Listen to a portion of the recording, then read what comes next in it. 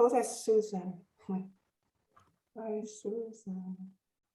Hello, everyone. Hello, Susan. And Lovely to see you all. Let me just see who's there. Okay, yep. Karin. Hi, Karin. Jochen, Linda, Neil, Sina, Bernd, Denise. There's Denise. Hi, and there's Raymond. Karen Cyrus. Marilyn. Yeah. Ready to go.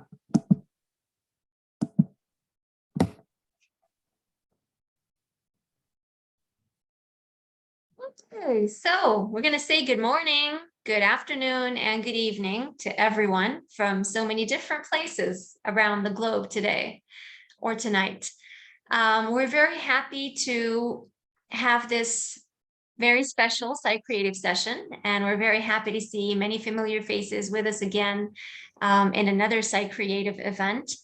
So Sarah and me will be taking care of everybody who's here. We'll be looking at your comments in the chat box. We'll be taking your questions during the Q&A session. We might have an open mic towards the end of the session if we have some extra time. So without further ado, I would like to present Dr. Birgit Heuer, who is with us tonight from London. Dr. Birgit Heuer is a Jungian analyst of the BJAA with a previous training in body-oriented psychotherapy. She served on the BJAA training committee and worked as clinical supervisor at Kingston University. She teaches on Jungian analytic trainings as well as Birkbeck College, University of London. She has published numerous papers, the Journal of Analytical Psychology, Self and Society, et al., and book chapters, Christopher and Solomon, editors, Contemporary Jungian Clinical Practice, Stein ed., Jungian Psychoanalysis, Heuer ed., Sacral Revolutions, et al. And her PhD is on sanatology, a clinical paradigm of health and healing. She has lectured internationally on themes such as body and being, forgiveness, spirituality in the consulting room, and on clinical paradigm. So, Dr. Birgit Heuer's talk this evening is titled Deep Positivity, Rereading Jung's Self and Introducing a Post-post-Jungian Era. Birgit, the floor is yours. Thank you, Rula. Thank you very much. Good evening, everybody, and also a special hello to all my friends that have joined. I'm not sure I've seen everyone, but there's Karen. Thank you very much for joining this evening. Hello, and there is Susan from San Francisco, Berkeley rather. Thank you so much. There's Jochen from London, Jochen and Bernd. I think there's Anita from Berlin, and I hope I haven't forgotten anyone, but there's Marilyn as well. Good evening, thank you. And so welcome to my table, everybody. I have cooked this meal especially for you this evening, and I have cherry-picked the freshest, what I feel are the freshest ingredients from both quantum and complexity series. And yeah, the meal is ready, and welcome to the table. I hope it will be nourishing. So my theme this evening is deep positivity. This is an idea which I have worked on for many years, and I believe that it is both new and necessary. It is new because it's based in leading edge quantum and complexity theories, as well as neuroscience. Positivity is also necessary for healing. This is one of the most important things I have learned in over 40 years of practicing as a psychotherapist and Jungian analyst. Quantum theory, though, boggles the mind. One moment.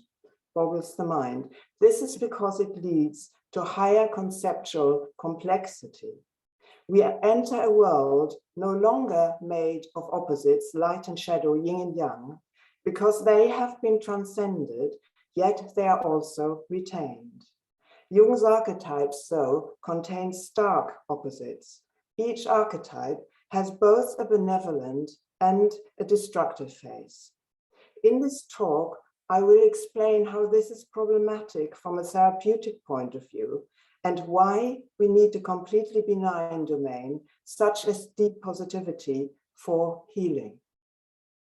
From this point of view, Jung's central archetype, the self, particularly needs updating. The self is our intrinsic connection with the divine, and in very simple terms, if this is both good and evil in itself, we can never be safe enough to heal.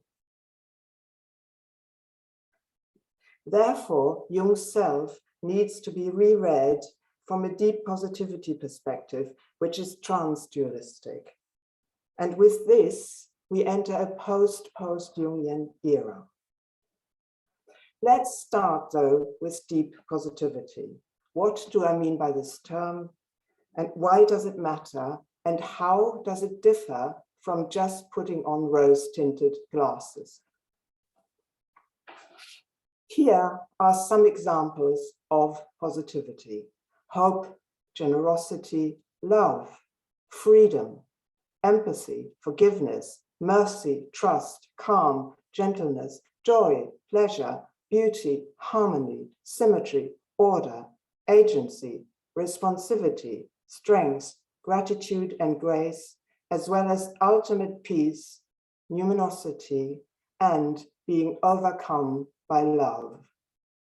These are states of mind and being which reinforce each other.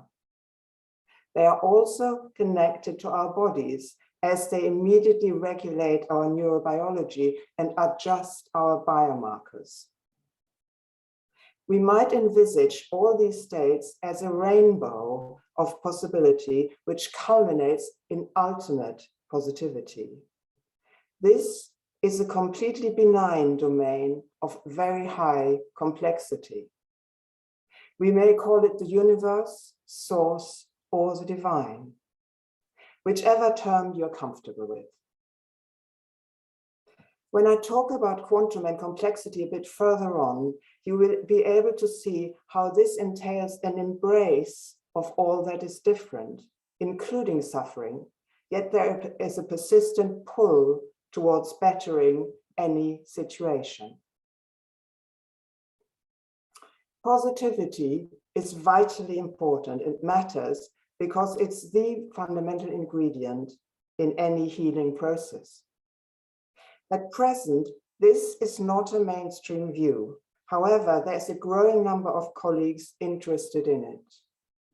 To name just two, the psychoanalyst Salman Akhtar wrote a book on courage, resilience, gratitude, generosity, and forgiveness. Virna Kass, the Jungian analyst, authored a book about joy, inspiration, and hope. In order to heal, we need to foster our capacity to experience these states of mind and being. Psychotherapy traditionally focuses on the negative and what is missing, and this is a time-honored path. Yet it is not enough, because it lacks one crucial ingredient: positivity. However, in order to put this on the map, we need a broader outlook that underpins it.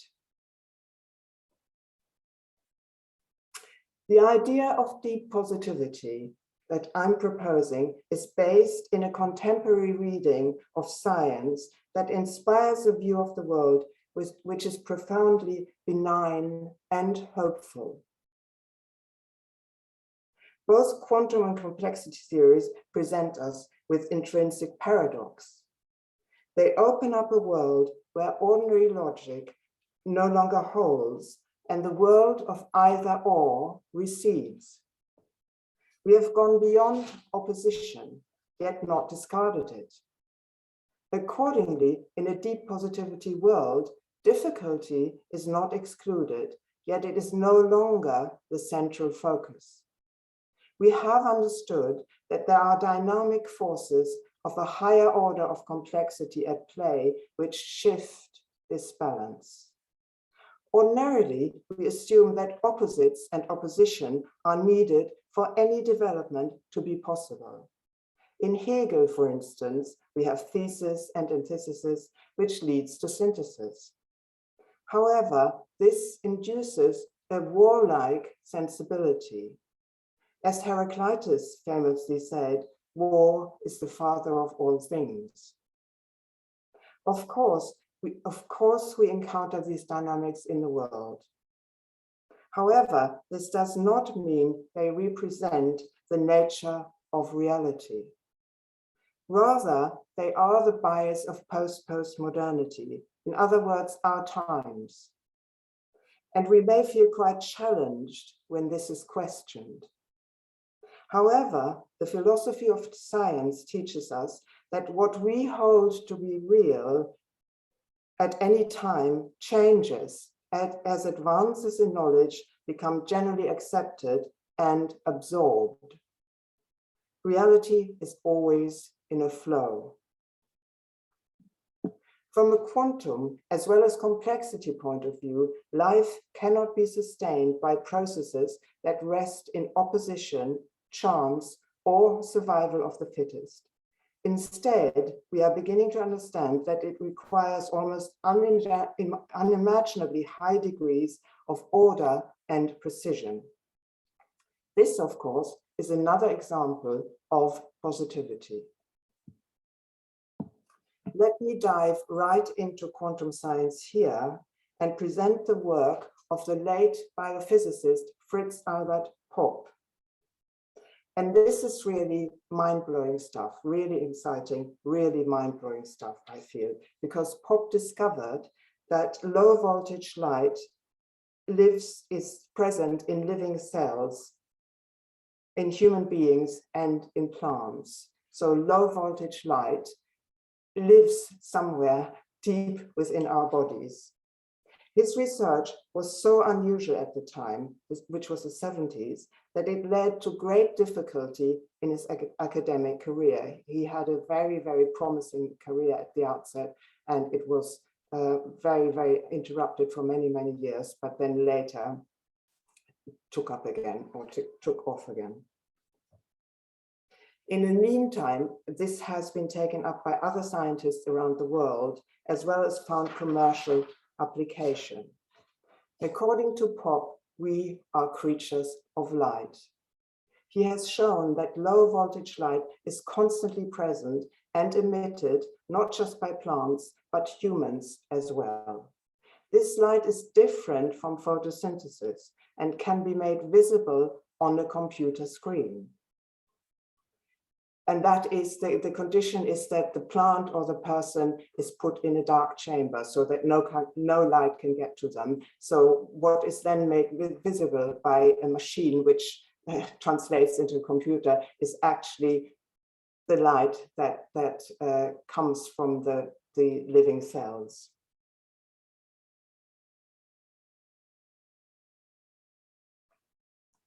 In humans, this light, oh, I forgot to say, I wanted to mention, you can actually, Popp is on YouTube.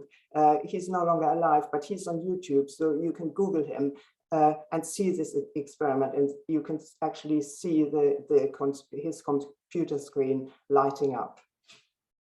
In humans, this light is very low voltage, equivalent to a candle at 10 kilometers of distance, whereas in plants, it is much stronger. We, along with plants, constantly take in light from the environment and then emit it. In order for us to stay alive, every cell in our bodies has to perform about 100,000 biochemical reactions per second, 100,000 biochemical reactions per second. And clearly, this is not possible with molecules that bump into each other by chance. Instead, Popp proposes that the photons, the particles of light he detected, go into a quantum state called a superposition. Here they develop a high degree of coherence and operate as one single wave or similar to an orchestra. These are states of incredibly high degrees of order and precision. Importantly, photons are then able to carry and pass on information, and they do this essentially without losing their quantum state. In other words, they convey information without consuming energy. They briefly give up their quantum state, which only takes them about 10 to the power of -31 seconds, so really very fast, no time at all. And almost immediately, they will regain their superposition. And this is astounding because normally we assume that all processes of life cost energy and that eventually everything tends towards disorder and decay. And yet here we see the deepest layers of life working in a very different way, constantly creating order via resonance. It's like an orchestra of life. And this somehow is bypassing the usual decay. That's not to say that it doesn't happen, but what Pop's research somehow puts on the map is that there are deeper layers to our biochemistry and that rest in processes that are faster than the speed of light.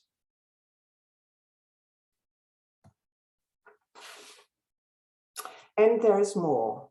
The longest time that quantum states have been observed in experiments, i.e. artificially created, is minutes. Pop found, though, that in humans, coherence can continue for much longer and last for several hours. The popular belief used to be that our bodies belong into a macro world where everything is too large and too slow for quantum dynamics. Pop presents us with a different world where coherent quantum light creates our biology. In other words, lived life involves extremely high degrees of order and positivity, or we could say extremely high degrees of positivity in the form of precision and order. And these are constantly happening in and around us. This is also borne out by Richard Cradin's research of what he calls the placebo response. Cradin is a Jungian analyst as well as a human immunologist. His work reveals an inbuilt tendency towards health. This is temporarily interrupted when we are unwell. However, when we regain some calm or hope, in other words, positivity, this turns on the body's own laboratory. The biochemist Candace Pert has shown that our bodies are able to make natural versions of most prescription remedies and drugs. Pop's work explains the quantum information manner in which this happens. Even marginally positive and hopeful states tune us into this life force. It's as if we begin to hum along with the orchestra. Any authentic positivity we align with comes back to us manifold as health-giving processes. When we encounter difficulty, positivity still comes into play, for instance, through a bit of acceptance or compassion or insight. As we'll see in the next section, imagining and wishing positively, in other words, being open to hope, aligns us with the orchestra of life. This is positivity in action. I hope you are beginning to see that deep positivity is a view of the world that is intrinsically more hopeful. However, it is also much, much more complicated. And I need to tell you a bit about quantum physics to clarify this. Quantum and complexity theories. Quantum theory has many practical applications in the modern world. Its main impact, though, is on our understanding of reality. Ordinarily, we think of reality and ourselves as made up of matter, which moves from A to B in a container made up of space and time. And we take this for granted and usually never question it. We also assume that space and time are uniform and continuous, like a smooth piece of fabric without any wrinkles in it. However, quantum experiments show discontinuities and implicit paradox with regard to our understanding of space, time, and matter. Yet it is the most accurate theory of the physical world we have got. This means we need to adjust our model of reality to one that holds more complexity. In other words, reality becomes something of a higher conceptual order, which boggles the mind. I would like to mention a couple of quantum phenomena so that you can understand this better. Quantum entities behave both like particles of matter and like waves, depending on which of these aspects the researcher focuses on. In other words, the quantum world tends to answer the question it is asked in the affirmative or positively within certain parameters. You may have heard of the famous slit experiments where a quantum particle is passed through either one or two slits where they are measured. And we expect them to either form dots indicating particles or a diffraction pattern indicating waves. However, even when the experiment is set up, however, even when the experiment is set up to detect a particle in a one-slit experiment, an overall wave pattern will still form out of the dots with repetition over time. In a two-slit experiment, we get a diffraction pattern. In other words, the particle we have sent out behaves like a wave going through both slits at once. This happens even if we have confirmed which one of the two slits the particle went through. In other words, it still comes out as a diffraction pattern, and the particle still went through both slits at once. This means that we cannot fully tie down quantum entities in terms of what they are, particle or wave. At the same time, wave-like behavior has a tendency to remain intact, even if we attempt to constellate the particle world. Thus, it seems to be the overriding or stronger principle, but not in a compelling way. It does not obliterate particle behavior, rather, it seems to exert a gentle but irresistible pull. There's a problem with all this, though. From the point of view of ordinary logic, the world of particles, i.e. matter, and the world of waves are incompatible. And this leads to mutually exclusive views of reality. They just don't fit. We think of the material world in terms of unified space and continuous time that follow ordinary logic, where something is either the case or not the case. A material object is either there or not there, but waves are not limited in this way. Conversely, in a world of waves, everything is much more fluid and contextual, and nothing can be tied down with certainty. A quantum entity, for instance, may change according to context, so that in one set of circumstances, it appears red, and in another, it is green. In a quantum world, thus, we have fluidity and contextuality, along with extremely high degrees of order.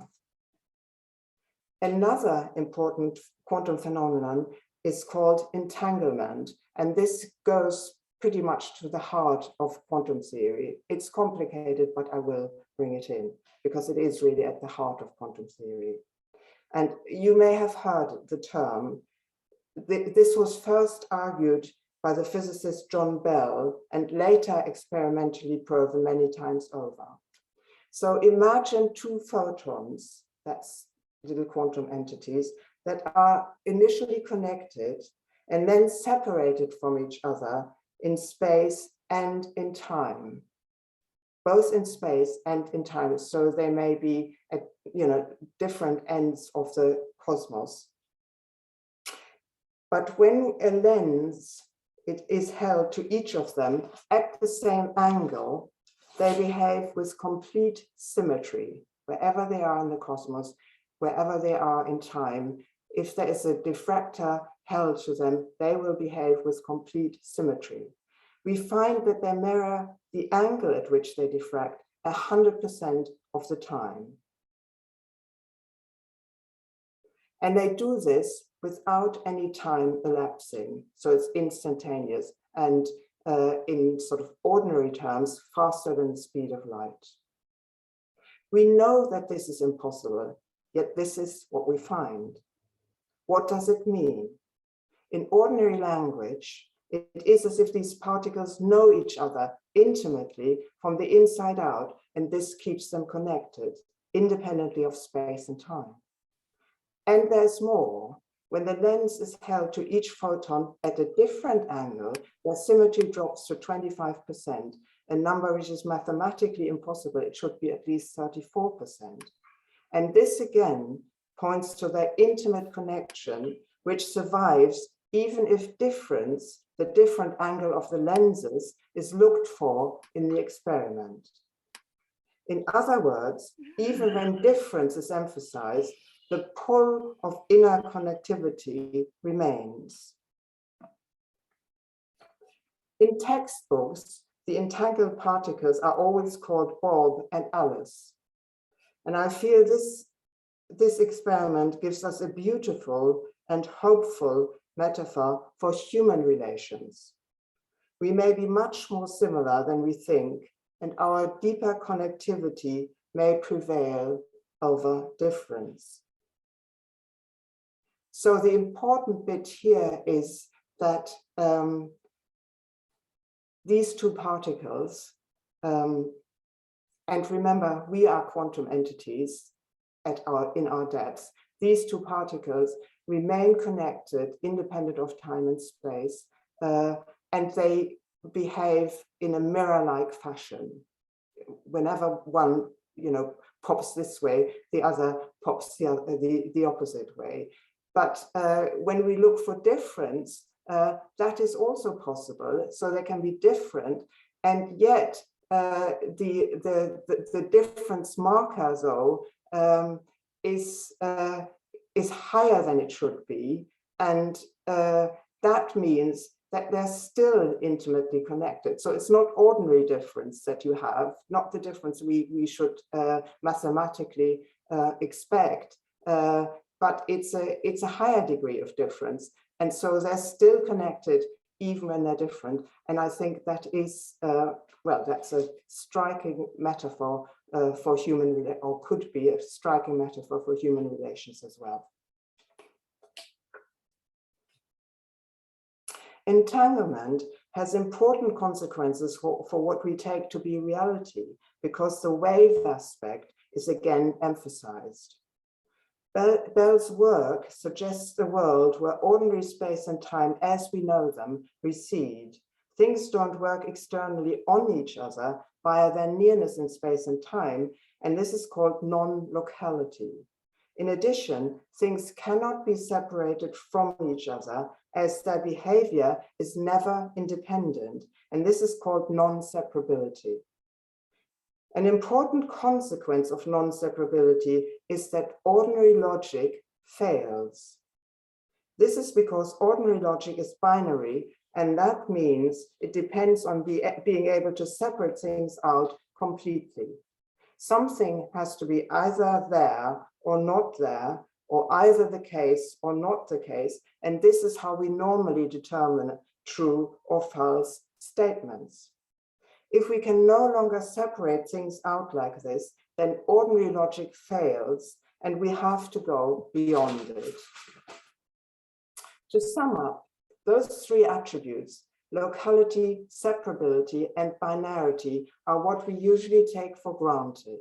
They underpin our experience of reality. Now it seems that from a quantum point of view, we have to give them up, though not completely. Where does that lead us?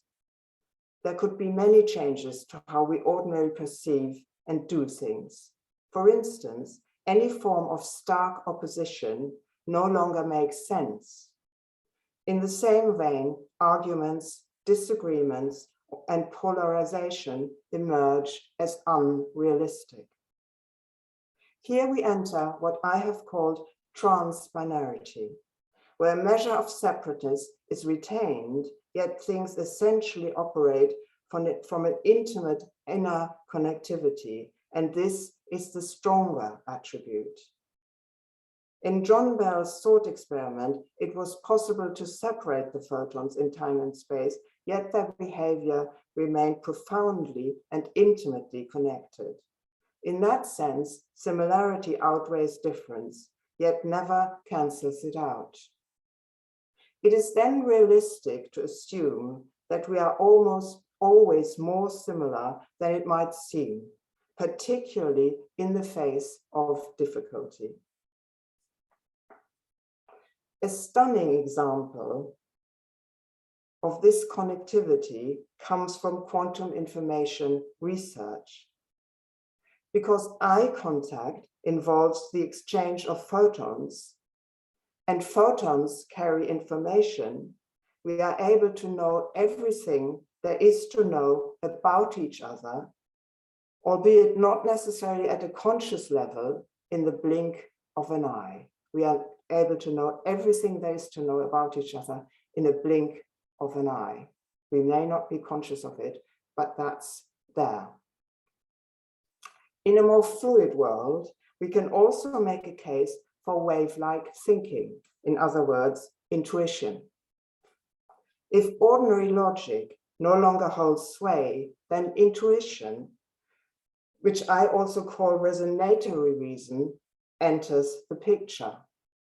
Of course, we use intuition all the time, but in this way, it is put on the map as a valid mode of reasoning.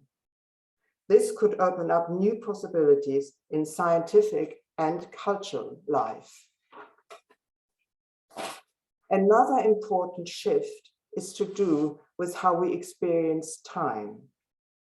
Quantum research shows that time can be diffracted as well. In other words, time can be shown experimentally to be a wave. Past and future then become entangled, and time a wave that spreads out both ways from the present moment. As theoretical physicist Karen Barrett puts it, I quote, "The future is already here and the past is yet to come, in the sense that it responds to our future. The pivotal point, though, is the present moment, the now." This brings to mind the importance placed on the present moment in many spiritual approaches and in mindfulness. The wave-like nature of time and the importance of the present moment are even more emphasized when we combine them with openness to possibility. For instance, when physicist Wouters in Zurich simply allowed for the possibility of a wave pattern returning after a particle reading, they detected a resulting diffraction pattern, which was only slightly smudged. Even more strikingly, results responded to their mere intention, where no actual measurement had taken place. We then have got active openness to possibility combined with past-future entangled time waves springing from the present moment. That's an incredibly complicated image, but that's what it is. We've got active openness to possibility combined with past-future entangled time waves springing from the present moment. In more ordinary language, it means that we might be able to subtly pull future potential into the present moment and therefore also reconfigure the past. When we look beyond these examples at the bigger picture of reality that emerges from quantum theory, we are led into a landscape that literally boggles the mind. I have been most impressed by Karen Barrett's account of quantum reality, which I have found the most nuanced of many offerings. And this sort of puts it all together, everything that I've said up until now about quantum. So according to Barrett, our traditionally sharply delineated spheres of life, such as matter, meaning, and being, all become entangled. This means they cannot be successfully separated and constantly influence each other from within.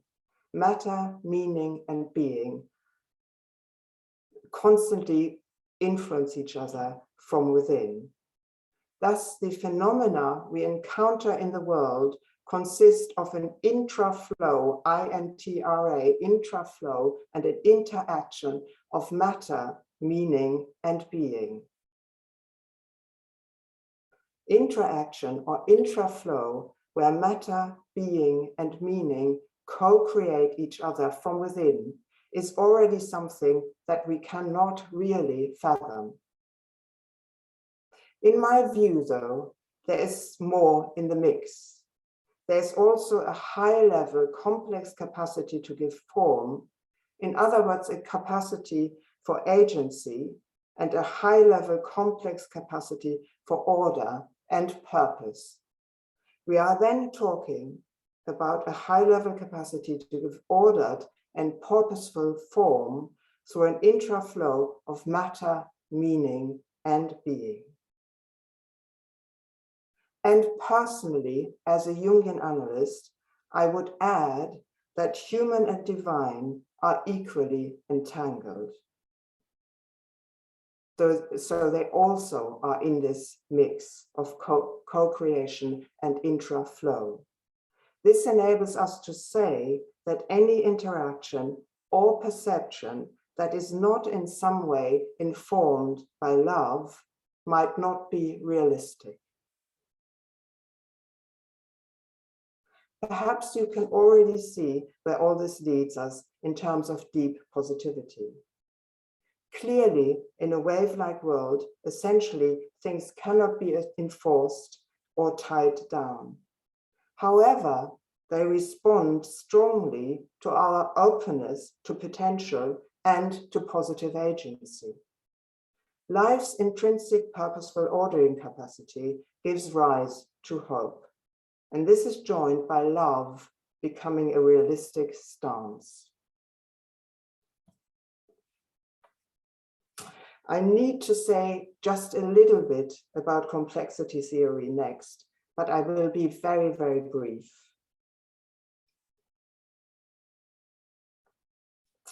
Just see.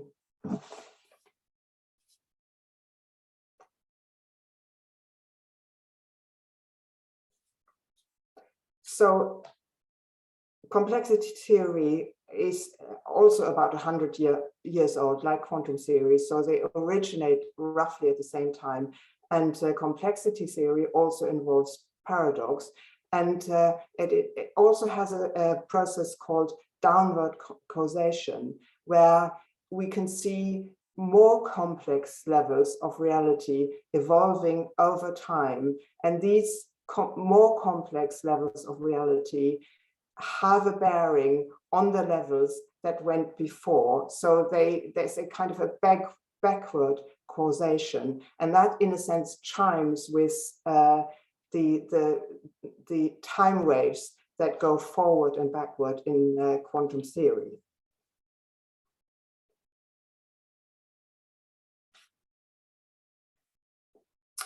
And this downward causation that I have just mentioned implies an inbuilt capacity, because the levels of complexity that arise are ever more complicated and ever more, if you like, helpful, complex.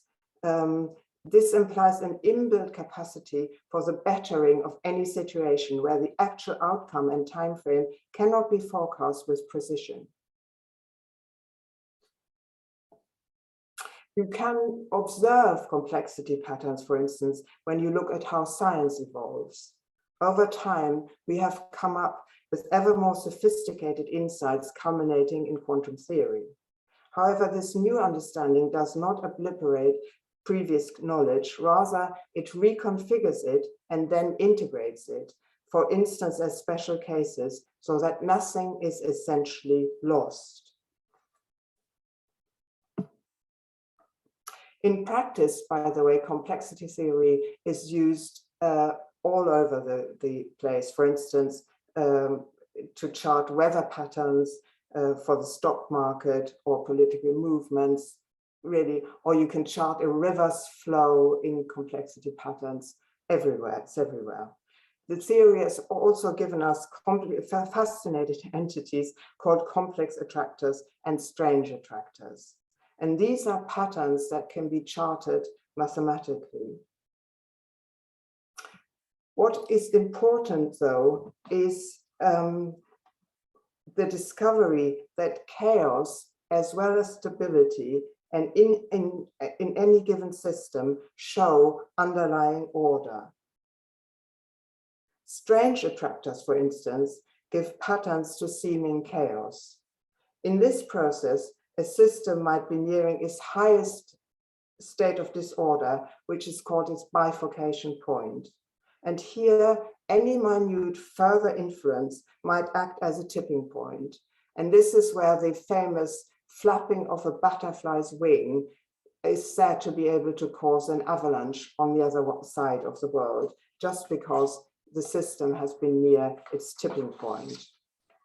Complex attractors, on the other hand, have the capacity to pull any system into more complex forms of order over time. It is important to grasp that even what appears to us as chaos contains underlying patterns. However, complex attractors pull us towards new forms of stability of a higher order, and they always prevail over time. And now comes the important bit, and this is why I have brought this in. In my view, positivity, and in its many forms and incarnations, acts like a complex attractor. Positivity, I think, has this inbuilt capacity to pull any system into more complexly arranged or better forms of order. In other words, any nugget of hope, generosity, gratitude, excitement, compassion, playfulness, the list is endless really, can align us to a powerful yet subtle, complex pull. Consider how exchanging a smile can brighten our day, or how a deep breath or standing up straight can change our state of mind. These are tiny, tiny, tiny changes, and yet they can have a pull, and they can, for instance, rejig our biomarkers. I also believe we may act as complex attractors on each other. Research has shown that the more coherent, that is symmetrical and ordered state of mind in one person induces more coherence and order in another person. This is something I think happens in therapy, but of course also in our close relationships. So my further point here is that I believe we can act as complex attractors on each other. So we have somehow this inbuilt capacity to pull each other into better states. To sum up, all this implies a profound scope for change where a positive development is extremely likely, yet its unfolding in ordinary time and space cannot be predicted exactly. When reading both quantum and complexity theories together, it becomes clear that positive expectation and hope may, in fact, be the more realistic stance. This does not mean excluding difficulty in the same way as the quantum wave is potentially able to embrace all possible positions without losing its identity. With all this, I hope I have conveyed for you a sense of the profound features of positivity that form the landscape of reality in quantum and complexity theories. So now we have given you pretty much the full picture of my theory of deep positivity, my ideas on deep positivity, and we're now ready to move on to Jung and to Jung's self. I will assume that we are all familiar with the notion of archetype. The self is Jung's central archetype, and it means our inner unconscious connection with the divine. Jung also calls it the God image in the psyche. And to me, this is a breathtakingly bold idea because Jung places the divine at the center of the human condition. And this still is, I think, a bold move if we consider that it was made at a time when psychology was still in its infancy and needed to appear as scientific as possible in order to be accepted.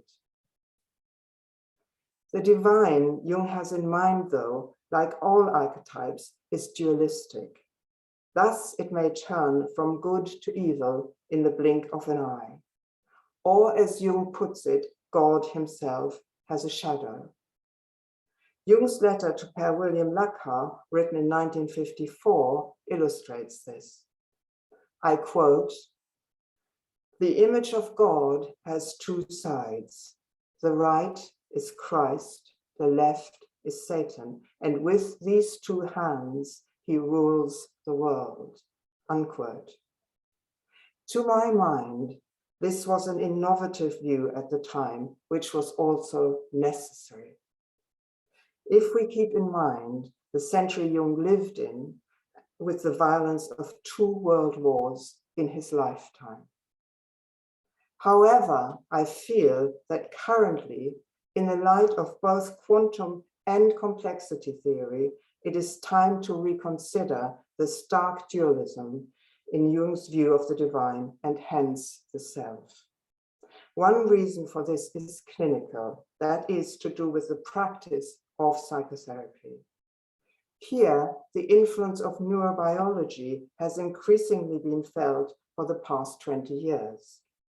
This has shown us the importance of experiencing basic safety and calm on all aspects of human development, such as our biochemistry, our brain, our basic heart rate. Accordingly, the calming mother and baby hormone, oxytocin, is talked about everywhere at the moment. However, the experience of trauma early in childhood disrupts these processes. The person we work with in therapy may have grown up with caregivers whose behavior continually went from ordinary to harmful, and this crucially happened without reparation. The child then has to absorb harmful behavior, which becomes normalized. This leads to an inner conflation of good and bad, or right and wrong.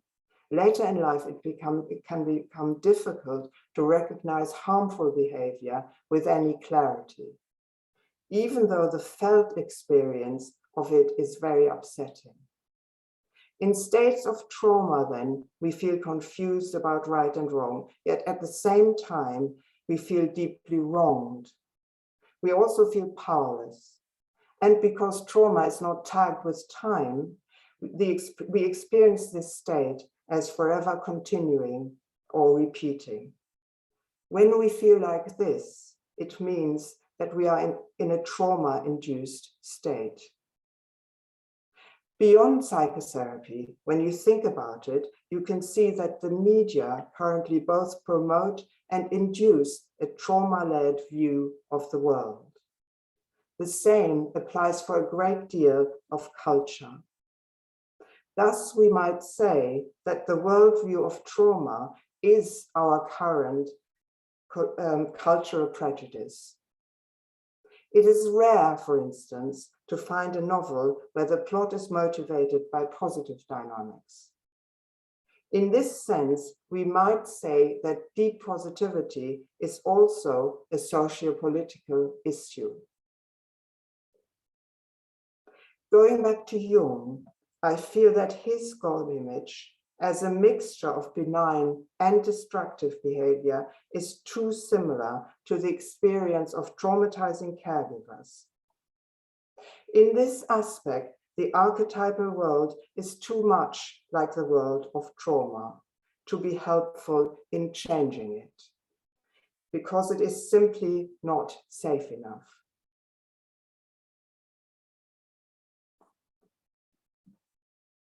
And when you consider, for instance, the level of unhelpful and damaging behavior that occurs in myth and is sort of accepted as normal in myth or as ordinary in myth, this is even more evident. So basically, my point is that the archetypal world as it is not safe enough to form a backdrop for positive change and healing. We have seen the healing scope of positivity, and we understand the neurological importance of feeling safe. And this is exactly where an outlook of deep positivity comes in. It provides the larger setting in which healing processes can be envisaged and are promoted. Because it is trans-dualistic, any difficulty can be embraced, yet we know that positive processes have a tendency to prevail over time, and that ultimate love exists. I would like to propose then that we reconsider Jung's self at this higher level of complexity, or in other words, we give it a new home in the conceptual landscape that I have outlined. A softer, more wave-like sensibility then begins to color the archetypal world as it responds to the complex attraction of deep positivity. With this, I'm coming to the end of my talk, but rather than do the usual summing up, I would like to end with a poem, which I have adapted from Thomas of Aquin. And this is the poem. We are fields before each other. Our hearts irrigate this earth. Look at the billions of stars. How is it that they dance for eons in such harmony? Yet sometimes we can barely last a minute without struggling with others in our minds. Yet we are fields before each other. Our hearts irrigate this earth. How can we live in harmony? First, we need to see that every flower in the garden is the most beautiful, and then realize that we are falling deeply and madly in love with each other and with the same God. We are fields before each other. Our hearts irrigate this earth. We are stars before each other. Our light illuminates this world. Thank you. That was absolutely amazing, Birgit. Thank you. You make quantum theory seem so simple. I mean, that was just very amazing. explanation and the examples and everything. It was just wonderful.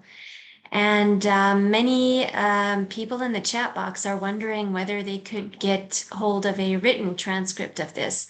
So I don't know if you would also like to share maybe some links to your publications on this topic as well. People are welcome to email me. Maybe Okay. email me afterwards. That would be the best. Right. Okay. All right. Thank you. Thank you very much. And I will be taking the questions, and I'm trying to go all the way up and see who asked the first question. There were many comments. The first question, as I see it, is by Glenda. Time wave, very interesting idea. How our future changes, how we see our past. What about the concept that the past and present and future are simultaneous? Yeah, do you want to answer me now? For me to answer now? It is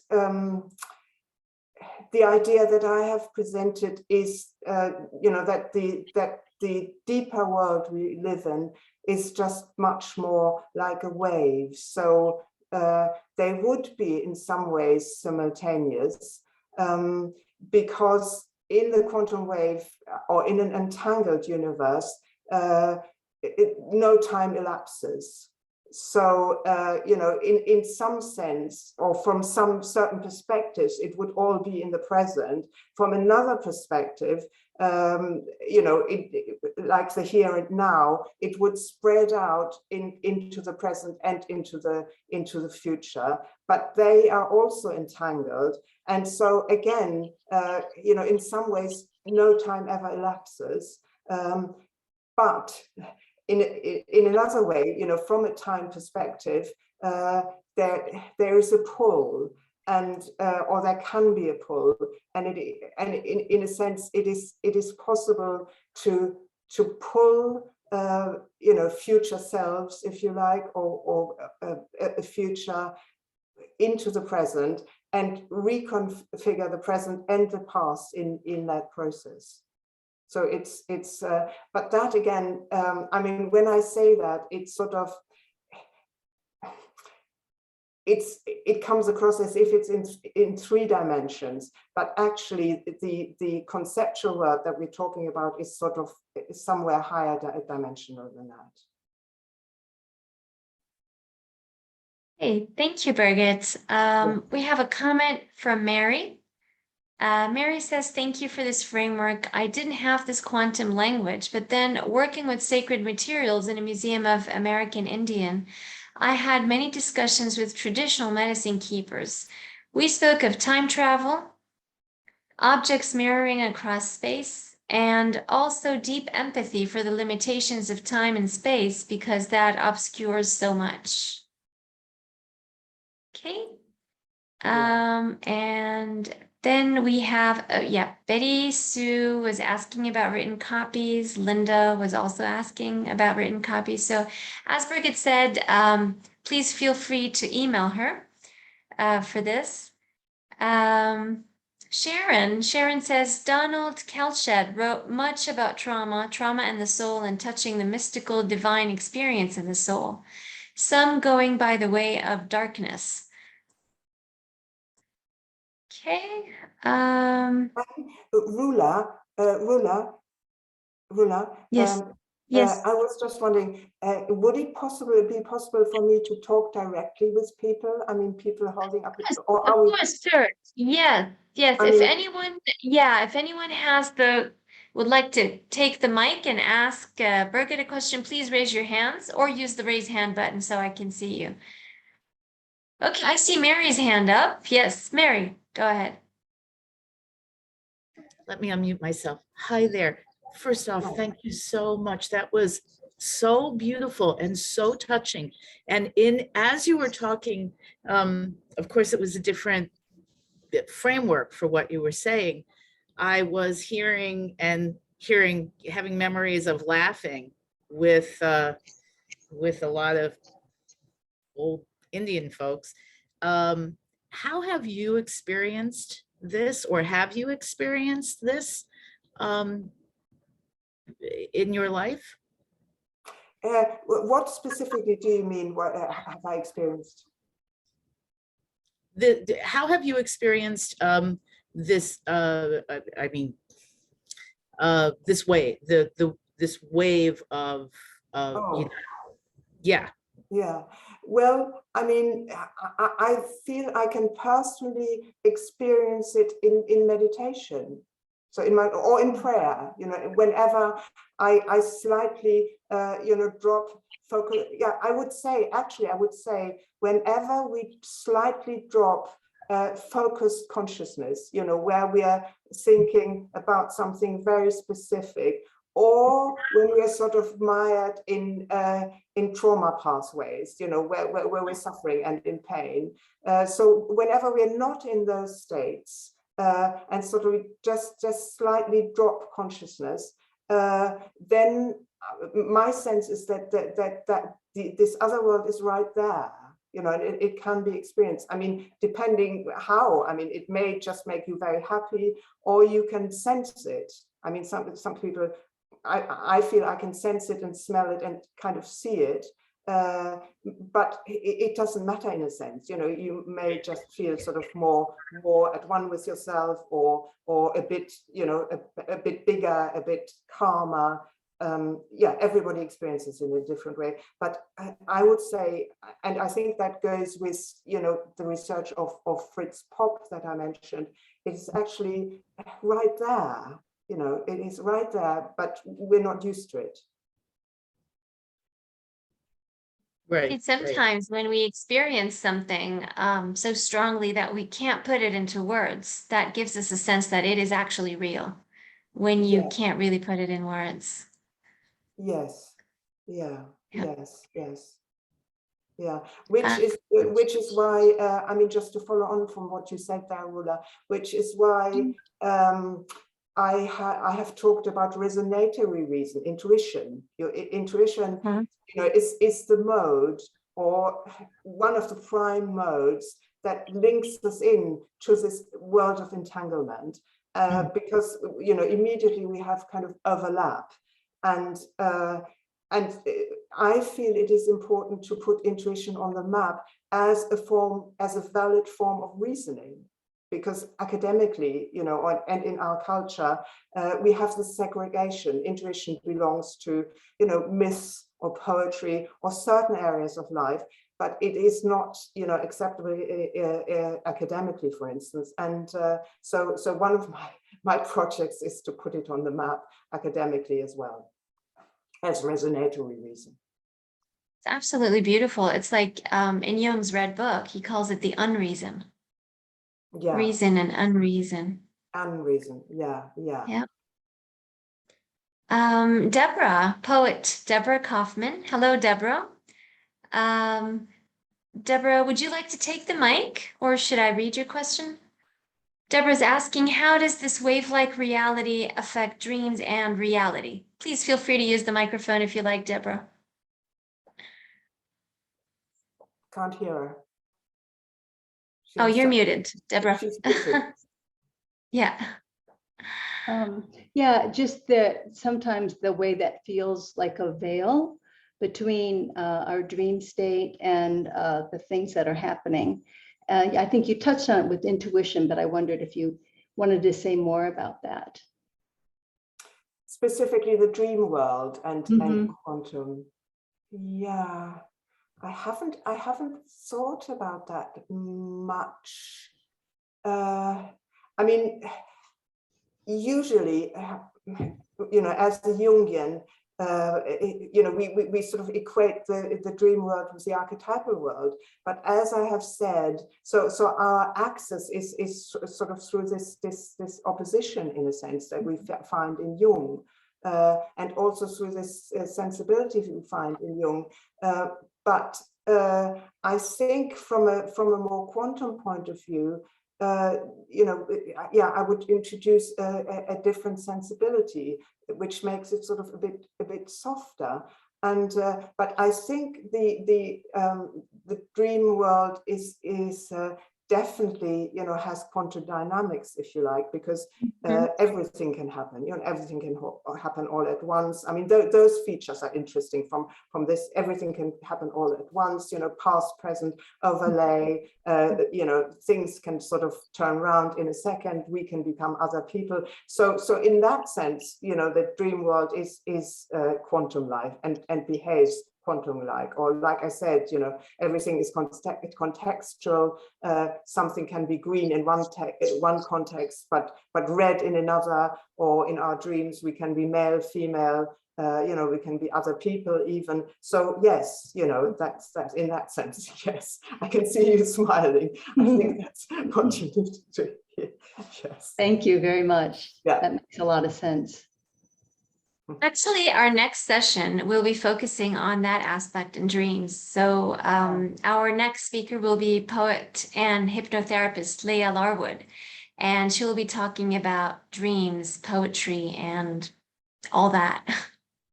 So it will be sort of an extension, but in a different, a more focused on poetry and dreams. Raymond Harrison is asking about the title of the poem by Thomas. I think the title is "We Are Fields Before Each Other." Yeah, We are fields before each other. Before each Okay. other. Yeah, it's a famous poem, but I have sort of rearranged it a bit and added. Okay, and Birgit, many are asking about your email address, so you may want to leave that later if you want in the chat box. I don't know. I'll try and write it in the chat box, or okay. I'll hold it up at the end. I'll try and write it. Sure. Yeah. All right. Okay. Glenda has another question. Is synchronicity not an expression of entanglement? Yes. I mean, Jung with his concept of synchronicity. I mean, Jung knew about quantum as it was in his time. I mean, not for instance, entanglement, because that wasn't around. But where quantum was at his time, he knew about it, and he was trying to sort of use it, particularly for synchronicity and other ideas. And yes, synchronicity means meaningful acausal connection, and that's exactly what we find in the in the quantum world. So yes, he was right on the money on that one. I have a question for you actually now, Birgit. Yeah. Are you familiar with the works of, I don't know if I'm pronouncing the names right, but Ponte and Schaeffer? No. They've also done, yeah, they've done some, they've co-written things on Jung and quantum theory, and the relationship between the origins of reality in non-matter and the whole concept of archetypes, as well as being energies manifested in images and other, yeah. Yes. So yeah, it sounds very interesting and necessary. yes, they've done some pretty cool work actually on it. Yes. We have a question by Joshin. Beautiful thoughts. How do they affect your day-to-day practice? Yes, they do. Because they kind of they keep me kind of holding in mind, wherever my the person I work with and I are at that moment, they keep me holding in mind the bigger picture for them, their bigger picture. And or for instance, I when I think about them, I do sometimes think about their potential, their future, their possible positive future, or I try to bring that in. I mean, in my mind, not necessarily to say it to them. So it's about how and it comes also in how I view them, because my focus somehow seems to be on on the beautiful things or the beauty of the person I'm working with. That's something that comes automatic. I don't bring that about, but somehow I always see overridingly somehow the beauty of the person that I'm working with. And then, you know, of course, all the difficulties that they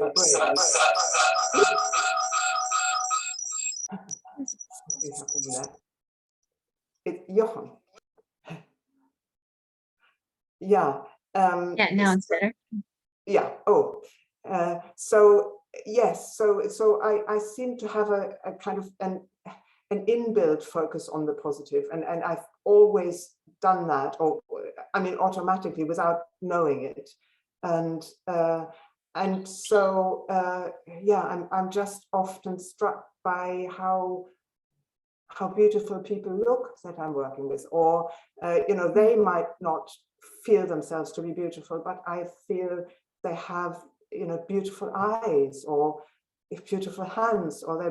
So I'm just I always somehow am touched by something in the other person, and that sort of, you know, that can take that can sort of move into the background if we're sort of very intensely working on something that is difficult. But that's how it is for me. Somehow the positive always outweighs the other, and yet you know, nothing is excluded or overlooked. Mm-hmm. You know, Birgit, that I love your work and your doctor work, your thoughts, but I'd love another book about how to transform the work we're doing. So I think we are all stuck a little bit in old ways of thinking, and we have not changed that old way of thinking into a new way of acting. Yes. So I really appreciate the thinking you bring in, but I'm so keen of finding a platform to discuss what can we do differently as practitioners. That's the main thing. Theories are wonderful. The main thing is, what can we do to really change the work? And it's so necessary to change the work.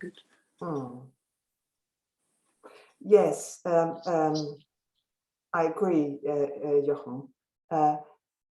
And I feel this is something, I mean, I'm planning on writing a book on this anyway, and I will try to go into that. But I feel this is something, you know, everybody who wakes up to this need, this is something we need to do together. You know, everyone, again, entanglement, everybody does a bit, and then slowly, you know, it will carry over, or it will spread out. And so I feel everybody is called, you know, every one of us who sort of sees this and feels this is called to put it into practice, and we all need to find our ways. You know, this is new, and there are no prescribed pathways, and the old ones, you know, I mean, it's important to take all this into training, for instance, and I'm trying to yeah, as much as I in my you know, when I teach, I'm trying to bring it in there. But I feel we all have to do this together. You know, everybody who feels motivated, do it. Find a way. Raymond Harrison is asking if you could suggest further readings on these topics. Yeah. I think best email me, give me a little bit of time, because there isn't that much. I mean, there is there are the two that I mentioned. I mean, there's Salman Akhtar, there's Graham Music, who sort of thinks a bit in this direction. I mean, when if you're thinking about therapists, you know, or wanting to know about therapists, Salman Akhtar, there's Verena Kast, and her book is wonderful, and Graham Music, Neville Symington is another one. There aren't that many, who have written about this. Yes, Yeah. this is fairly new, as you mentioned earlier. It's very, very new. And as you said, I mean, people need to work on this together in order to make it Yeah. more widespread and make it grow. Yeah, make it grow, bring it about. You know what struck me about what you were saying, Birgit, the part when you spoke about light, how plants, beings, I mean, everything is a being of light. This is now being scientifically proven, but if we look at many religions and other spiritual schools of thought, we find that this has been there. Like, for example, growing up as a Christian, in the Nicene Creed, it says light from light, Yes. God from God. So this is striking. What you said, that's the very first thing I thought about. Wow. Yes. Because it kind of really hit it, really well. Yeah, that's true. I mean, in the language of spirituality, life is light is everywhere, enlightened, or even in our language, in the light of normal language, in the light. If you think about language and how often light comes in, it's really striking. But in religion, much, much more. It is really, really there, light. And so could we call it the science of spirituality in a way? I have called it in one place the emergence, the metaphoric emergence of the divine from science. So it's not as direct as because there needs to be a little bit of a space in between, so to speak. But the metaphoric emergence of the divine from science makes sense to me. Raymond says Sufi poets such as Rumi and Kabir speak of this too. Yes, absolutely. Very much. The confluence of spirit and science. Right. There are no more questions in the chat box, but if you have anything that you would like to say on the mic, again, raise your hands. The thing is, we have 2 pages, so I will flip back and forth to find hands. So this might take a few seconds. No? Nobody? I don't see any hands. So if I missed you, please just take the mic and say that, ask your question or your comment. Yeah, I still don't see anyone. Okay, well, Birgit, thank you so much. It was a great pleasure and honor hearing you speak about all these interesting ideas, quantum and complexity theory and Jung and post-post-Jungianism. So I'm sure everybody is looking forward to your forthcoming book and to knowing more about your work and how you put it into practice. And yes, Betty is saying, don't forget the email address. Okay. Yes, I will hold it up later. I write it after Gottfried. I will hold it up. Okay. All right. Perfect. So I will leave the floor now to Sarah. Sarah will take care of the rest of the session. So we have Gottfried and then Glenda. Sarah? Yeah. Thank you so much. It was just so beautiful and thought-provoking, and what a wonderful session we've started out with. So next we have Dr. Gottfried Heuer. So it's a family affair tonight, it looks like. So Gottfried, whenever you'd like.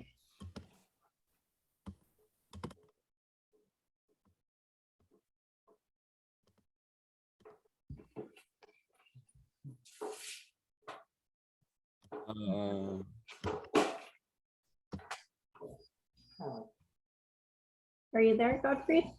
Yeah. There you are. Can you see it? Yes, we can. Yeah, we can see it now. My thanks to Dr. Rula Maria Dipp for this invitation and to those who helped me with its presentation.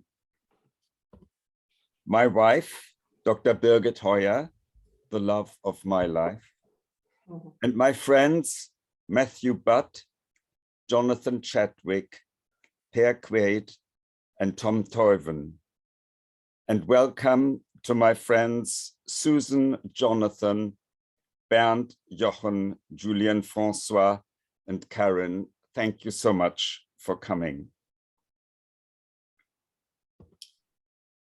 We are stars before each other. Our light illuminates this world.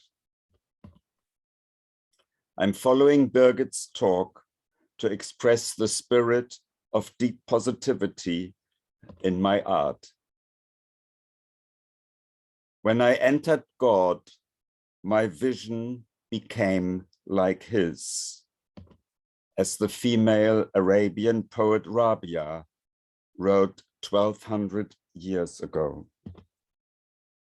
Angel Standing in the Sun is the title of a late painting by William Turner.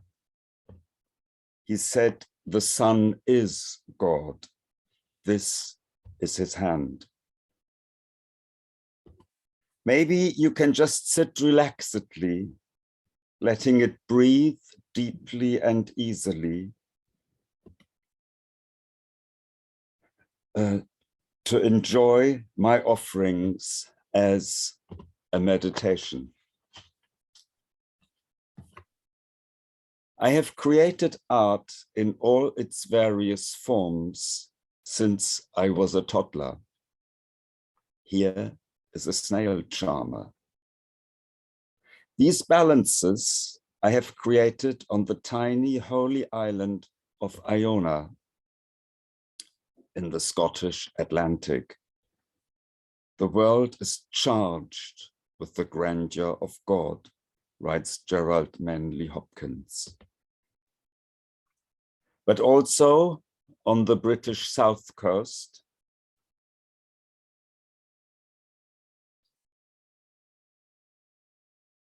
the Baltic Sea, on the shore of mystery, by the Pacific Ocean in California, and the Indian Ocean in South Africa. The heart of God is an ocean without limits, roaming. From the densest matter, stones, these are the guardians of the dream. I use whatever calls to me on my walks, including the most airiest of materials, feathers. Let us know, beloved, that there is truly light, Hafez wrote, and wings. I engage with the darkness of the night too. Martin Luther King said, only when it's dark enough can we see the stars. Yet we do not get to the light by staring into darkness. The invocation of hope. I thus harness the light of the sun and the power of the waves of the sea. In the heart of the ocean of unity, Rumi said, ultimately, mine is an alchemical creation of turning stone into light.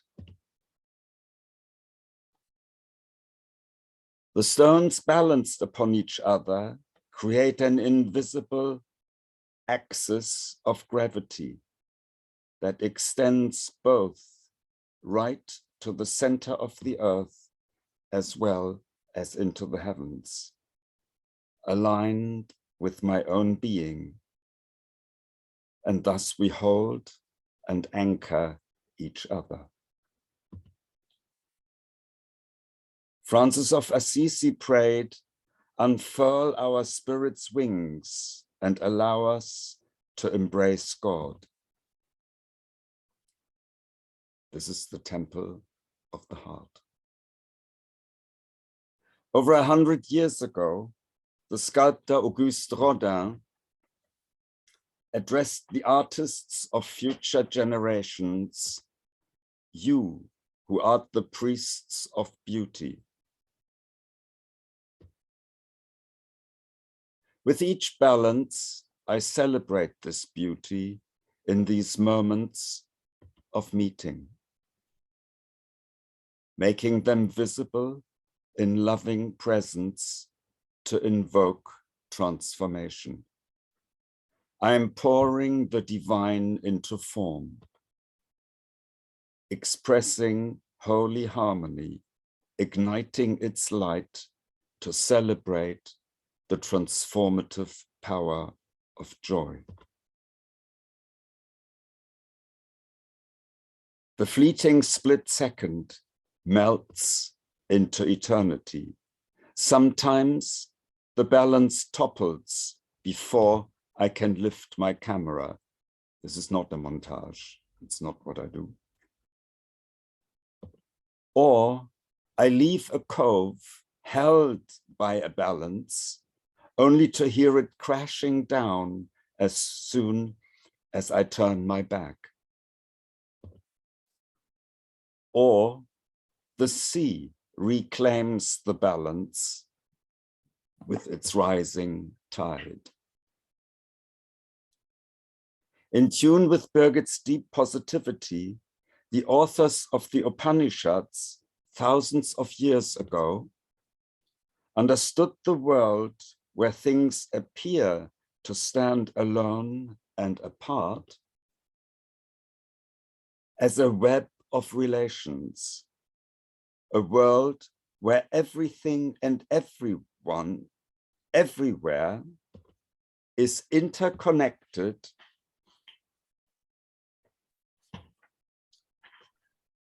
with everyone and everything everywhere, linking the human sphere with the cosmos. My confessions in stone embrace this mystery. The philosopher Walter Benjamin speaks of the messianic moment. In each instance, the Messiah may reappear. This I both invoke and celebrate.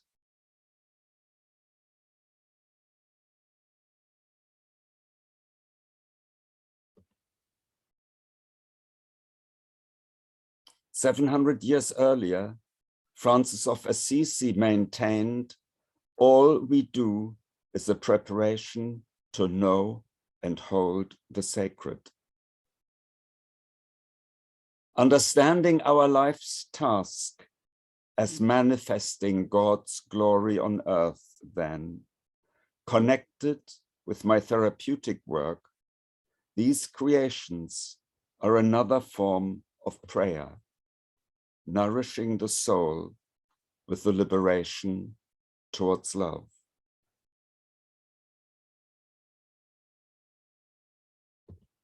To arc back to the beginning with Benjamin, I see the angel of history, where past and future converse in the present, so that history and the divine become one in the incandescent now. In Benjamin's words, this is how one pictures the angel of history. His face is turned towards the sun. The angel would like to say, awaken the dead and make whole what has been wounded. But a storm is blowing from paradise. It has got caught in his wings so that the angel can no longer close them. The storm irresistibly propels him into the future.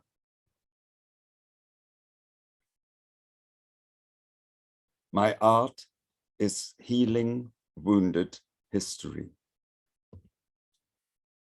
In drawing down to earth the presence of the holy, the one light that illuminates the cosmos,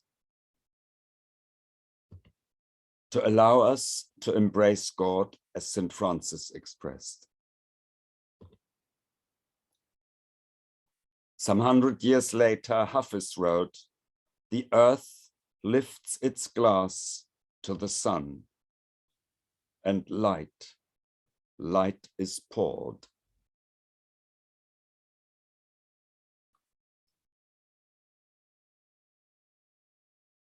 I want to dedicate this to the late F.W. de Klerk, last white president of South Africa, who said in a video recorded shortly before his recent death, "I, without qualification, apologize for what apartheid has done to Black, Brown, and Indians in South Africa.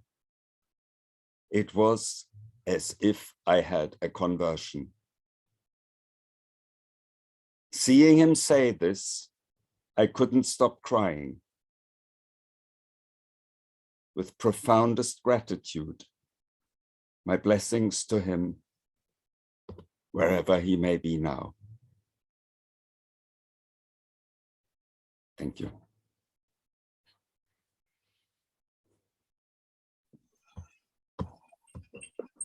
Thank you, Godfrey. Just beautiful. What amazing images. That was absolutely mesmerizing, the images and the accompanying text and everything. Yeah. Wow. Yes. Thank you so much. Thank you. Thank you for giving me this opportunity. Bless you. Thank you. Thank you. And I'll just say there are a few of those beautiful images of Gottfried's in the newest issue of The Rose. We are so lucky to have those submitted. Thank you, Sarah. Thank you very much. And So Gottfried's poetry as well, and indelible. So there's more of Gottfried there. Yeah. Yeah, thank you. So next we have Glinda Samino. Are you ready to go, Glinda? I'm here. I think that Rula is going to put up my slideshow because I'm not very good at technology. So, okay, it's still not Okay. working. All right. I haven't So. tried yet. I'm afraid to mess everything up. Okay, Technology is no not my problem. friend. The thing is, it's not opening here. It's telling me that I need access to Google Okay, Slides. let me try. Let me try to open it. Yeah. Okay. Sure. So share screen, and I'll try to find the actual location of it. Yeah. Sorry. How do I get back to my own slideshow? Hang on. Trying to get to okay, share screen. Now I got to find the file. This should be it. Okay, do you see Yep. it? You got it. Right. Uh-huh. Okay, so this talk is based on a talk that I gave in Athens in 2019 at the National Kapodistrian University, but it's only the aspect of myself and Ariadne. So I'll begin with my connections to the Ariadne archetype. That as a child, I was very angry. You can see this little picture of me being very angry, sitting in an old caboose. And the reason I was so angry, I learned later, was because my mother had left my father when I was about 2. And although I didn't realize it, I had developed a deep attachment to him. And I asked her once, like, was I really very conscious of my father? And she says, "Oh, you followed him around like a little puppy." So I was yanked out of that, taken 1,500 miles away to another place in America and didn't really see my father. So I just corresponded with letters. And as a child, I devoured fairy tales, fables, and myths, and I wrote poems and stories because telling stories and writing was a way that I found meaning and made sense of my life experiences from an early age. The Ariadne, is there something showing up there that shouldn't? This love in the myth of Ariadne and Theseus has inspired many other works of art. And you can call it ekphrastic, as I've learned from some of Rula's work, that we see Ariadne with Theseus. And of course, the story of Ariadne, and to simplify the thing, is that Ariadne enabled Theseus to kill the Minotaur and save the youth of Athens from his terrible grasp. But she did at the cost of betraying her half-brother, who was the Minotaur. And the reward was she was to go to Athens and be his queen. But when they stopped on the island of Naxos, Theseus thought about it again and decided that it wouldn't be such a good idea to bring her to Athens. And he just left her on the island, abandoned her, and went back so he could be the hero in Athens and impress his father. That's a basic version of it, very simplistic version. But what happened is that I kept repeating in my life this pattern of abandonment, of getting in relationships where I was abandoned. Now, I later realized that I too had done abandonment, but at this stage, I was making drastic decisions that led to me reliving that experience of losing my father over and over again with the men in my life. Eventually, I wrote a play called Puppets of the Gods, which focuses on Ariadne's story. The lives of the women, and particularly Ariadne, in the typical Theseus version of the myth, are really secondary, and she's abandoned on the island, and then she disappears from the story.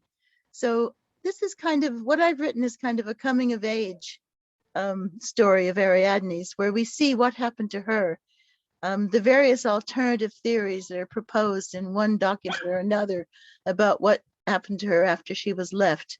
One of the moving ones is that the women of the island wrote letters that were supposed to be from Theseus so that she wouldn't kill herself. Another version, she killed herself. Another version, she becomes the bride of Dionysius, who claims he owns her because she's from the island of Crete. And while Theseus is given many positive reasons for leaving her, such as the fact that Dionysius in a dream tells him to leave her, I didn't accept that in my version. I just thought he was being a cad, as you would see from my story. This is our wonderful actress, Lindsay Allison Riddell, as Ariadne sleeping on the island. And to me, she represents the archetype of the woman who risks everything for love, leaves everything behind for love, supports her partner's ambitions at the cost of her own, and is left behind as he moves on, thanks to her help. For instance, and I've met people in this situation, the woman who works to support her partner while he gets a college education, only for him to leave her for a relationship with a younger woman student he meets on the course. But abandonment issues tend to persist in life, as I well knew, with signs such as giving too much, jealousy, trouble trusting the partner's intentions, need for control, and settling for very unsatisfactory relationships. So I decided that I wanted to train as a Gestalt practitioner with a therapist named Paul Rebelo, an American, who began as a dramatist and had a breakdown and incorporated his work into a kind of an experiential process. He was struck by the suffering and confusion resulting from contemporary society's lack of significant rites of passage. He felt without shamans or ritual masters to guide them, modern people have to find their own lonely and sometimes traumatic paths from one stage of life to another. So a fundamental theme of his work is personal transformation through ritual enactment. His understanding of the power of myth and ritual helped him design self-discovery processes, experiential ways, using embodiment, using the heart, the mind, the body together to lead individuals to their inner quest and the transpersonal dimension of their lives. Now, to qualify as a trainee, I had to take a workshop of his called Dancing with the Gods. This was a lifesaver to me. It was an opportunity to bring along the myth of Ariadne, Theseus, and the Minotaur, who I felt reflected some of my own experience in life. The experience of Gestalt of Paul Rebelo led him to believe that each character in a myth, as in a dream, represents a facet of oneself.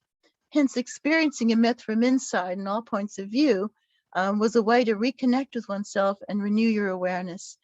He was convinced of the capacity of bodily gesture and movement to reveal and transform the point of view of the mind and the attitude of the heart.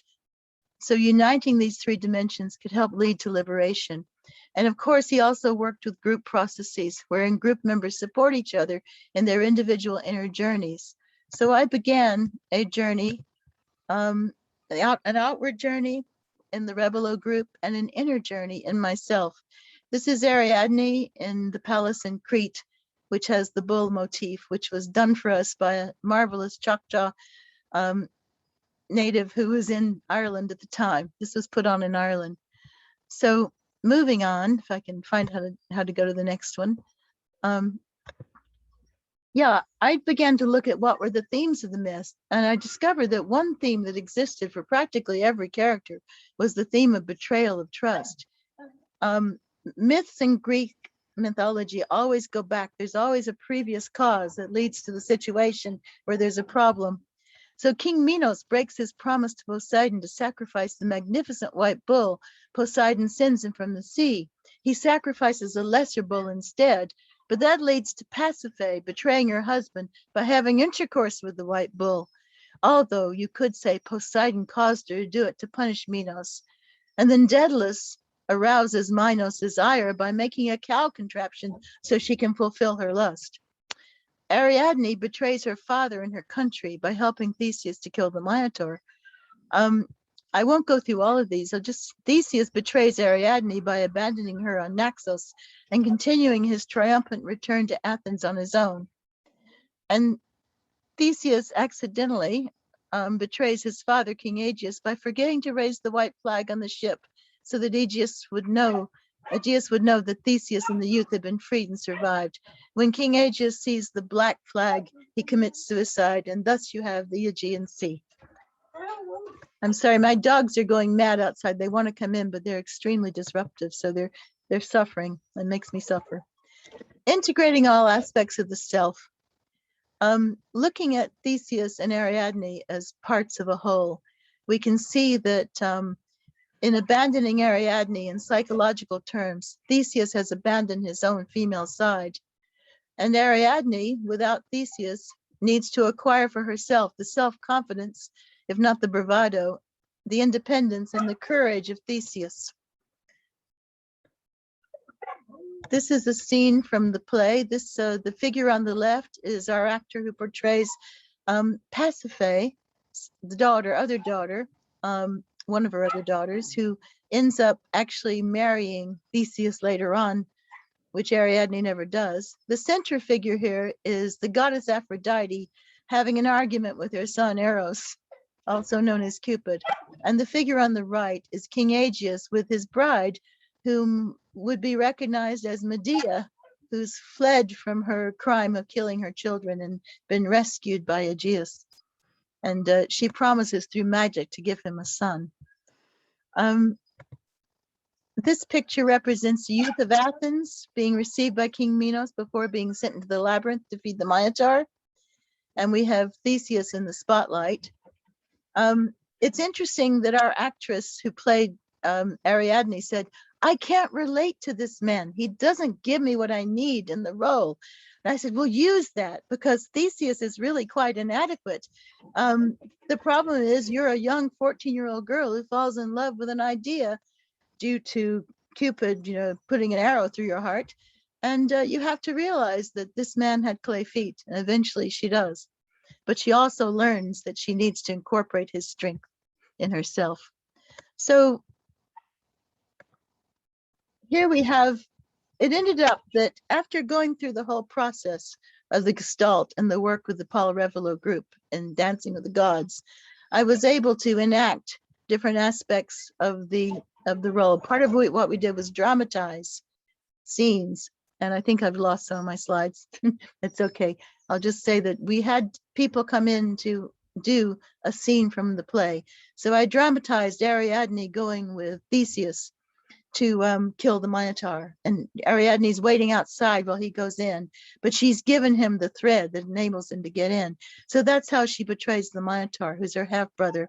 Picasso talked about the only one who could approach the dangerous Minotaur, the bull part man, was a young girl with a flower in her hand, and Ariadne was that innocence, that he actually loved her.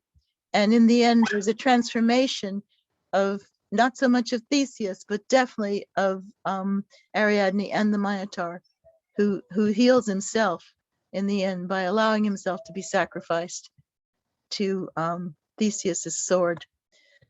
So here we have the cast at the end, you know, and you can watch an amateur recording of this performance on YouTube. I put the link in the slide there. I had 11 actors playing 33 parts. It was a work of love. People were only paid in food. And we had a lot of work to do to put it on. I'd love to have it put on again, but I can't see myself doing it.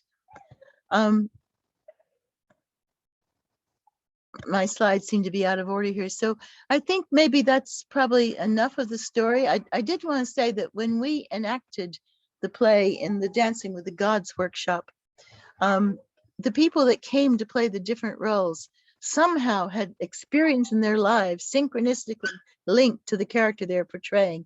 The girl who portrayed the Minotaur, for example, had a period in her childhood when she was enclosed in hospital and no one could visit her, and she felt very alone and very trapped, as the Minotaur felt in his labyrinth.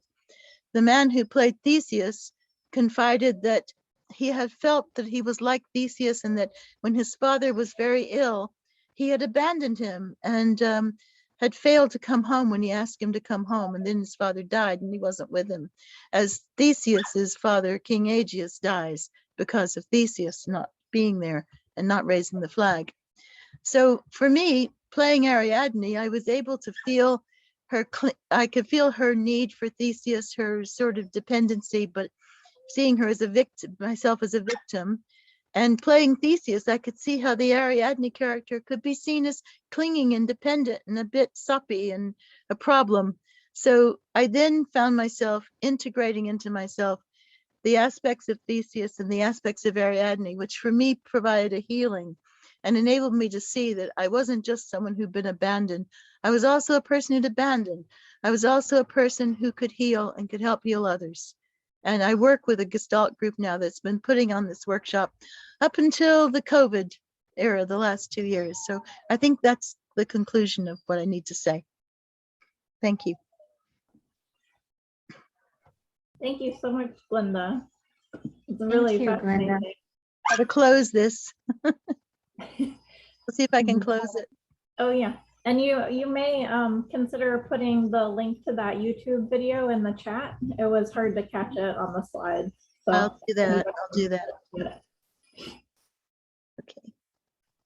So I guess we'll open it up if anybody has comments or questions for everyone who's presented today, and or if you would like to share any of your own work in our open mic.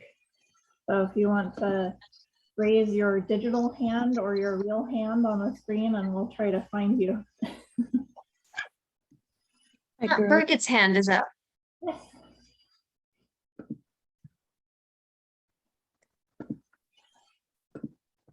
Now.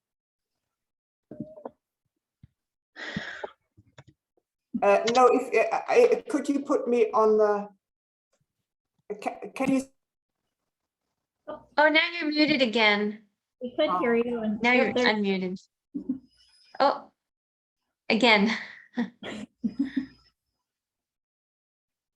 You're Yeah, now you're good. Unmuted. Yes. Yeah. But I can't see myself on the big screen at the moment. I want to hold up my email address. Okay. I can do that. Sorry.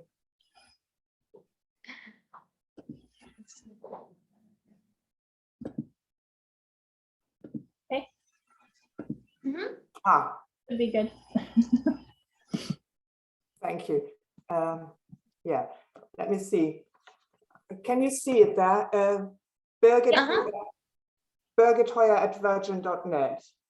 Or is it the wrong way around? No, it's good. Yeah. Yeah? Yep. Birgit Heuer at virgin.net. Great. Thank you. And it looks like Rula Maria put it in the chat Yeah. too for everyone. Yeah, I so- just posted it now on the chat group. On the Thank chat you. box. Okay, sorry for interrupting. I just felt the need to do Not that. at all. Yeah, yeah. So anyone else like to share or ask a question? I could read a poem. Yes, Raymond, please. I just have to mention a couple of things that have to do with the poem that would increase your understanding. Can you hear me okay? Yes, we can. Okay. I live in New England, and as the leaves fall, it's the oak trees that hold on to their leaves the longest. And just about the same time, the milkweed pods burst open and the seeds fly off. And milkweed is the only plant that the monarch butterfly will feed on and lay its eggs on. And the last thing I have to mention is in Eastern philosophy, the bardo, B-A-R-D-O, is that time in between carnations, after death, but before reincarnation. So just a couple of things. And this poem is titled, Sometimes the Winter Lasts for Years. I have held on to you longer than the oaks hold on to their leaves. When the milkweed pods burst open, bequeathing their seeds to the sun. Where have you gone all these long years since last I fell into your eyes? Are there bright monarchs hovering around your blossoming fragrance? Sometimes during a winter storm at night, I believe I hear you howling with the wind through the pines or sobbing outside my window. How could you ever be content living alone and far away without the sound of my laughter, without keeping your promises? Still, at the end of November, these pods dry out and split open, and gossamer threads from the past yearn for the wind to take them home. The bardo must be like these seeds, milkweed of remembrance and of promise, sailing into the night air, yearning to be born once again. You too rose up from the dark earth into a sky filled with stars. Then in the fall, you broke open. You knew it was time to let go. Thank you. Oh, beautiful, Raymond. Thank you so much for sharing. Thank you, Raymond. That was lovely. So, Okay. Anybody else? yeah.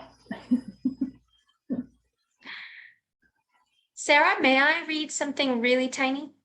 Yeah. This is in honor of what Birgit and Gottfried were talking about and showing us today.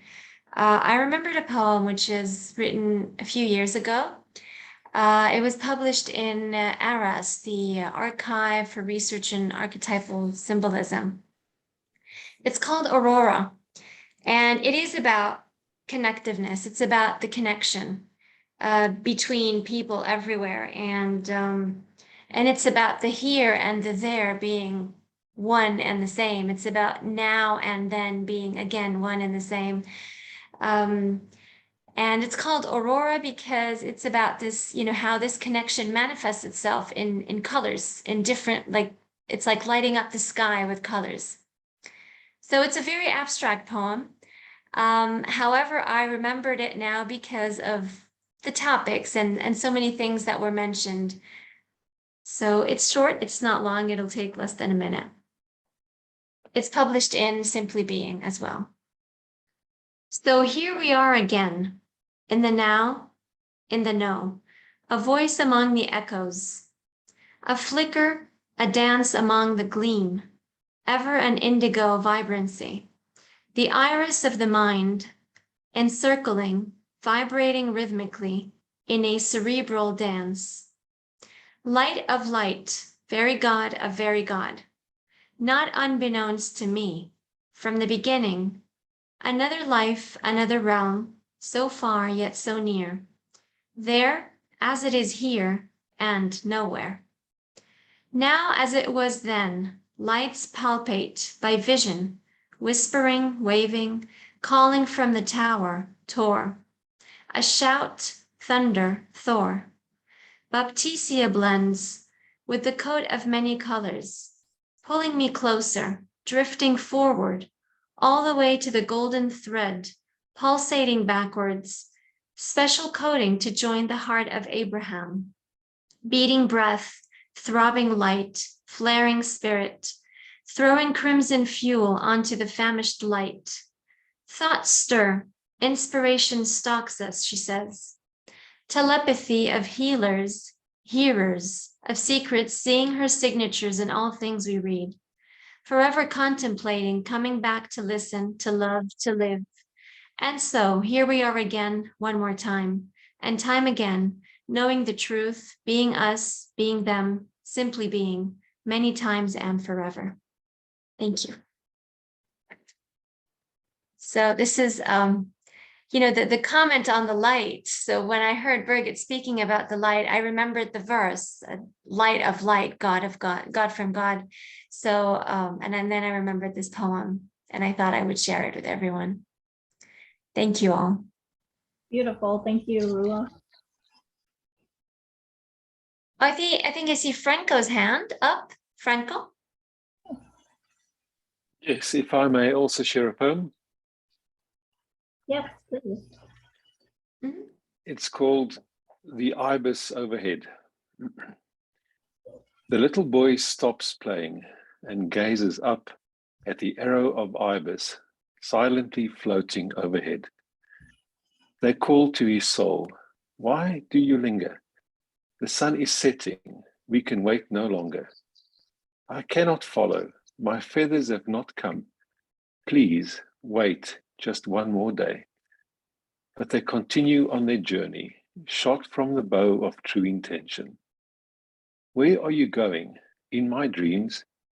May I trail your flight? They don't answer, gliding softly in that violet's pink light towards the golden horizon of mystical twilight. The little boy returns to his play and surrenders himself. For tonight, he will quietly drift towards that distant realm and join the sacred flight of the ibis. Thanks. Oh, wonderful. Thank you. Oh. I see so many themes sort of weaving together. That's beautiful. Synchronicities. Yes. So I guess this is it, Sarah, right? Do you see anyone? No? I don't see anyone. Okay, so we want to thank you all. Birgit, brilliant talk. Gottfried, Glenda, Raymond, Franco, thank you so much for sharing your wonderful work with us. And we hope to see you all again soon. So Sarah and I will be here next time. The next time will be December 4th. So it's going to be after 2 weeks rather than 1 month, because December is a very busy month. It's the month of Christmas, and so many people will be traveling maybe for holidays, or they'll be busy with stuff. So this is why it's always better to have it earlier on in the month. So we hope to see you on December 4th. If anyone would like to be sharing poetry with us as well, please let me or Sarah know. Just drop us a line and tell us that you would like to be sharing poetry or art. The featured talk is by Leah Larwood, the poet and the hypnotherapist, who'll be talking also about dreams and poetry and some shadow work and other things that are so intertwined and related to the creative aspect of all of us. So have a wonderful evening or day. Sarah, have a great day. Anyone else also in the States, have a wonderful day today. Have a good evening in London and Ireland. And for me, I think it's good morning now because it's 12:04 a.m. So it goes both ways. Good morning and good night. Yeah. All right. So thank you all Thank you so much. Thank you. bye-bye. Bye-bye. Bless you. Thank you. Thank you. Thank you very